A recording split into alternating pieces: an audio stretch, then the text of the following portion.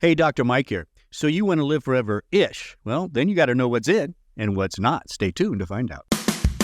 You're listening to Live Foreverish, a show dedicated to helping you live just a little longer. Here's your hosts, Dr. Mike and Dr. Crystal Gossard. All right, welcome to Live Foreverish. So this is one of our favorites, Ins and Outs. Ins and Outs. The doctors break down the latest nutritional findings. I just found out that's the actual title. Wait, Dr. Mike, how long? I know. I thought it was been the title for a while now. Yeah, I thought it was In and Out. I did.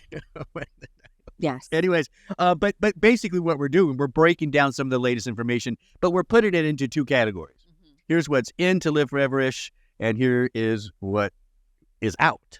Things that you don't want to do or may cause you to not live forever-ish. So you one word answer to this. What is live forever-ish? Being strong. No, that's two. Strong. Vibrant. Okay. Energize, right. Okay, that's what we mean by that. So let's start with in number one, and it has to do, I love it. It's back to the basics, right? This whole show is kind of back to the basics, isn't it? Yes. So in number one to live forever-ish is zinc. Mm-hmm. Yeah, this is good. It's popular. Well, I think right off the bat, most people think of zinc in immune system stuff, right? Yes. But this is totally different.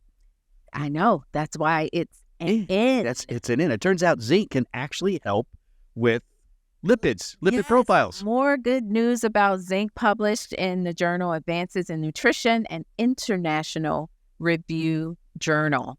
Yeah. The study was a systematic and meta-analysis. Right. Again, just so people remember, that's just pulling a bunch of studies together, right? That's right. At the end of the day. And this was in type 2 diabetics. Yes. Right. Which is so this is a group that truly needs to be treated often for lipid issues. That's good. Right. Yeah. And so so they looked at zinc supplementation in type 2 diabetics, measuring all kinds of lipid stuff, right? Lipid profiles. We know that type 2 diabetes is associated with many cardiometabolic issues, hypertension, elevated lipids. Atherosclerosis. Look at fat. When it comes to elevated lipids, let's think about the sugar. The sugar, yes. Right. Yeah. Renal dysfunction, organ issues. So we do know that type 2 diabetes, it's a nasty disease. If it's not controlled, it's accelerated aging. Is what you're right? I mean, that you'll see type 2 diabetics who really just aren't into their routine. They're not being very compliant and stuff like that. And they have hearts and brains and kidneys and livers of people that are 20, 30 years older. Yes, I've heard an analogy where it's stated that you're being cooked from the inside. Yeah. Is that extreme, Dr. Mike? Whoa. I guess, is that related to the higher inflammation, oxidative stress? Glycation. Because we see glycation when you toast a piece of bread. That's glycation and think that's happening inside your body. A little harsh. Yeah. But we got encouraging news. Yes. Let's go back to the study here. So this was 14 randomized controlled trials that were all combined together. It had a little over 1,000 participants, all with type 2 diabetes. So that half were taking zinc, half weren't. We know that because it's, randomized and controlled. So tell us what they found. You ready for it? Yeah. A significant reduction in LDL cholesterol, total cholesterol, and triglycerides. That was observed among participants who were given zinc. Yeah. To me, it's impressive. I think you can't get any better than that. Yeah. Those three, the total, the LDL, and the triglycerides. And it's zinc. It's nothing crazy. It's cheap. It's safe.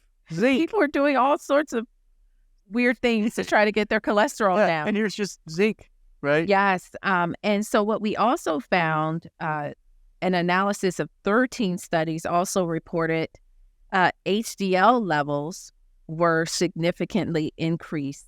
See, that's what caught my eye more than the LDL, right? Was the HDL. Yeah, because that's a tough one to increase in people with, dyslipidemia. That's true, Dr. Mike, because most of even the medications that you take, they lower everything. The LDL comes down, the HDL comes down as well. So to see and so you almost think, zinc is natural. It's working with your body. And so you get more of a balance really out of this. So the bad stuff down, good stuff up. We got to be careful. You know me, I don't like calling things bad or good. I mean, LDL is not bad. It's just when it's too high has a risk. That's true. But you need it. You can't live without LDL cholesterol. Yes, it's getting fats where you need fat. Yeah, it's the truck that drives the fats to the cell. But at the end of the day, it's bringing down that level, so you're decreasing risk. HDL going up, you're decreasing more risk there. So this is a fantastic study. Now, what's something else that stood out to me, Dr. Mike, is the dose. And when we look at, or when the researchers identified optimal elemental zinc doses, it was greater than 100, 120, and 140 milligrams per day. Mm-hmm. Now, you take zinc, right? Do you take? No, just in my multi. Okay. Yeah, right. So you're getting about 35. I don't know. You would know. I'm not sure what's in it. I know it's in there, right? I think that's what is so important about, I believe getting everybody. I don't care who you are, what you're going through. Everybody needs the basics. That's right. Get a good Oh, and matter of fact, multivitamins are coming up. Yes. Wait. Okay. So hold on. We'll get to that. Now, all right. So at the end of the day, zinc, especially if you're a diabetic, maybe important to think of adding to your routine. Talk to your doctor about it, of course. But these results look pretty good. If you're not a diabetic, you're thinking, well, will help me. I'm overall healthy and stuff like that. I think right there, just getting your zinc out of a basic multi for somebody who's not a diabetic, doesn't have lipid issues, because that's just going to help maintain that health, those healthy levels. And sometimes, ramp it up during the winter months. Sure. Yeah. That'll help. Now you're helping lipids and immune. All right, let's go on to in number 2. This one's green tea. Do you drink green tea? I do drink green tea. I have a mint green tea that I like in the afternoon. I can't do green tea. Oh, it's so good. I find it very woodsy. That's the good part. I know. That's a part of the flavor. So I don't drink it. But even I think we're going to get into why we're talking about green tea and why it's an in for living foreverish. But I'm pretty sure, drinking it is great. Drink the green tea. It's good for you. But ultimately, to get them those nutrients at an optimal level, taking it as in your daily routine is critical. That's what this in a capsule form study suggests, right? Adding it in along with drinking it. I think pairing the two is a drink. Take your green tea capsule with green tea. Boom, done. Now, I often get questions on green tea and weight. It's almost people think I've heard it about the two together. I'm trying to shed a few pounds. And so the purpose of this study, by the way, in the journal Critical Reviews in Food Science and Nutrition, June 2023 study, reviewed the data on green tea and weight to determine the impact of adding in green tea on weight, BMI, and waist circumference in overweight and obese women. Yeah. And I can see right here, those that were taking the green tea, significant reductions in all of that across the board. Yes. Now, when we start looking at how much, at least 1,000 milligrams per day at around 8 weeks is where they saw those improvements. Right. And this was a study in people who were overweight or obese, right? Yeah. You got to keep that in mind because they might see greater reductions. Very true. Overall, like the versus, again, this is almost like the zinc. If you do need to lose weight, if you're over adding zinc to your, adding green tea to your routine could be very helpful. But as far as if you're in a normal weight, just drink your green tea and but there's other reasons to take green tea. It's not just weight. So maybe you still want the capsule. Right. But now among healthy women, guess what improved? What? Waist circumference. Why are you doing like that? That's great. And that's actually more linked to cardiovascular risk. It's not overall weight often. That's right. It's the weight circumference. And so that's great. So green tea, drink it, take your capsule, 1,000 milligrams a day, and you can improve in waistline and weight parameters. That's not bad. Yes.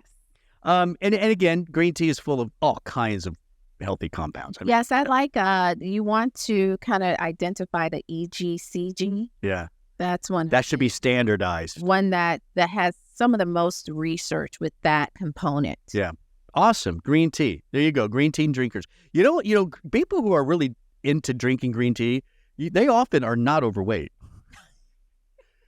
I know a lot of green tea, or just the fact that I don't know. they are, I think the type of person. I think the type of person that drinks green tea multiple times a day is someone who's taking care of themselves overall better. But I mean, listen, working with Life Extension, there's a lot of green tea drinkers, and they're all skinny. Right? You know what I'm talking about? Yes. All right, we're going to move on. All right, let's get into this one. This is in number 3 for Living Foreverish. Multivitamin for memory. Who knew? Makes sense. I guess. Yeah, I mean, well, the multivitamin, Dr. Mike, it's a foundation, Absolutely. right? And it's helping to fill in those nutritional gaps. Yeah. Even if you are eating the perfect diet, you have the perfect plate. Yeah, there's still gaps in that in the nutrition you find in your food. plate may be perfect, but you may not be getting the variety that you need. And it's really where everyone, like, if you're interested in adding these kind of nutrients and stuff to your daily routine, you should begin with the multivitamin. Like, don't jump to the expensive extracts from the Himalayan mountains that apparently cures everything. Well, you're right, but you know what I mean? Because people love to do that, right? But you can't, if you're not basing that and growing that from a foundation of the basic nutrients that make humans healthy, what are you doing? Yeah. All right. Yeah. So let's talk about what happened. Yeah. So this was just kind of looking at the results from 2 clinical trials and showing that daily multivitamin supplementation can help prevent memory loss and slow cognitive decline among older individuals. And one thing that we see, this was after about 1 year, and kind of to go back, cognitive assessments were conducted at enrollment and yearly for the remainder of the trial. And this was a 3-year trial. Yeah. So they looked at over 3,500 men and women. And their, I mean, executive function got better, cognition overall, less cognitive decline. I mean, to me, I don't know if you can pinpoint exactly in a multivitamin what, there's magnesium in a multivitamin. There's B vitamins. Yes. I mean, it's multifactorial, right? That why a multivitamin can do this. But again, just back to what we said earlier, these are the nutrients that make you healthy. Yeah. I mean, not just your brain, your overall, your whole health. Every cell needs these things, right? That's right. So starting with the multivitamin, that's Living Foreverish. I love it. All right, let's go on now to the out, right? Yes. Because this is what you don't want. These are things that are going to impede, slow you down, so you're not living forever-ish, right? Right. But we'll give you solutions. Yes, of course. There's hope. There's always hope. And this one is interesting because it has to do with screening, and it's about iron deficiency. Tell us what this is all about. Yeah, so it's a complicated story, Dr. Mike, the story of iron deficiency screening. But it's basically based on a research letter published in June of 2023 in the Journal of the American Medical Association, AMA, reported evidence that the prevalence of iron deficiency and anemia in teen girls and young women is high enough to warrant screenings in this group. So kind of to give you the background, historically, the screening has been preschool age and pregnant people. Right. I can remember when I was pregnant, everyone was like, got to make sure you have iron. But once you deliver, then they don't care. They don't care. You never talk about iron again. Right. And so when you think about the women who are in their menstruating years, especially kids when adolescents start menses. That's right. We do know that often, not for all of them, but for many of them, it's irregular. They can be heavy, and they can become anemic. But we're not screening that age group. Now, I will have to. There's an exception. Of course, the CDC recommends anemia screening for non-pregnant female adolescents and women every 5 to 10 years. That's almost like why recommend it? Like, what's the point? 5 to 10 years. But the U.S. the contrary to that, though, the U.S. Preventative Services Task Force, which they make overarching recommendations as well. They do not address screenings for this population. So 1, we need to align. 2, we need to make sure we are inclusive. I agree. Absolutely. And it's so simple, right? Yes. It's just a simple blood draw. And then 3, the screenings that we do recommend, we're screening for hemoglobin. Yeah. And we're missing something, right? Right. You can have iron deficiency and you're not anemic. According to a hemoglobin test. According to a hemoglobin. So iron deficiency in the absence of anemia is even more frequent and a broader condition. But if you're only measuring hemoglobin, you're catching it at the anemic state, not before. Not before, yeah. They are anemic. Right. And that's where something called ferritin comes in, right? Yes, ferritin can, at least according to this research, you're able to identify iron deficiency before it becomes iron deficiency anemia, because just iron deficiency without the anemia piece, right? We're just, the body's compensating. Right. And it will do its best to try to compensate before you really start impacting those red blood cells. Yeah. And so you could check, so at bottom line, you could check somebody's hemoglobin, right? And that's the standard. It could be perfectly normal at that test. Right. But 6 months later, they're now anemic and you don't even know it. Exactly. So at the level up before you're anemic, you're still having low energy, impacting exercise performance. You just have brain fog. You're tired. It's also associated with all-cause mortality. So you're slowly suffering. Yeah, I like the way you said it because it is slow. Yes, it's slowly so. And now I remember working out at Parkland Hospital in Dallas. That was where that was the big county hospital that was associated with my medical school. It was standard for them to have ferritin on iron profiles. Really? Yes, and this is back in the 90s. You don't see it. Yeah, we always had ferritin also tested. But you're right. You get out of major centers like that, research centers, no. You won't see it. Yeah. But so in this, what the researchers did in this study was they examined data from a very famous health examination in Haynes. And they looked at data from 3,490 girls and women who were enrolled in this survey. And iron deficiency was defined by measuring ferritin. Yeah. And the results revealed that iron deficiency was in 38% of the group, and about 6.3% had true iron deficiency anemia. And so what that means is our screenings need to be adjusted. The guidelines need to be adjusted. We need to try to find this iron deficiency before it's impacting quality of life. Right. That's good. Yeah. And again, think of anemia as you said, it's a slow drag on your system, right? Yes. Little by little, you're bringing all the organs down. Well, think about how vital oxygen is to life. Pretty much. Yeah. If you're not getting it. Yes. Oxygen must go around. Right? Yes. That's, for me, I have suffered with anemia since, I don't know, I can't even, since I decided to be a vegetarian. Confession time. And what really made me decide I need to get on my P's and Q's. If I'm not going to have the iron-rich foods, I need to somehow add it in. Yeah. I started thinking about my brain wasn't getting oxygen. And that was my motivation. Yeah. It's a slow decrease of function and all that. So there you go. There's Living Foreverish, strong and vibrant. Get your zinc going. That may help with your cholesterol levels. Green tea. It's just good for you, right? We love it. It tastes good. And it turns out it's pretty good for like waist circumference and overall weight. And then, of course, we had a multivitamin for memory, right? And then lastly, what is out is iron deficiency. Get screened and ask for ferritin.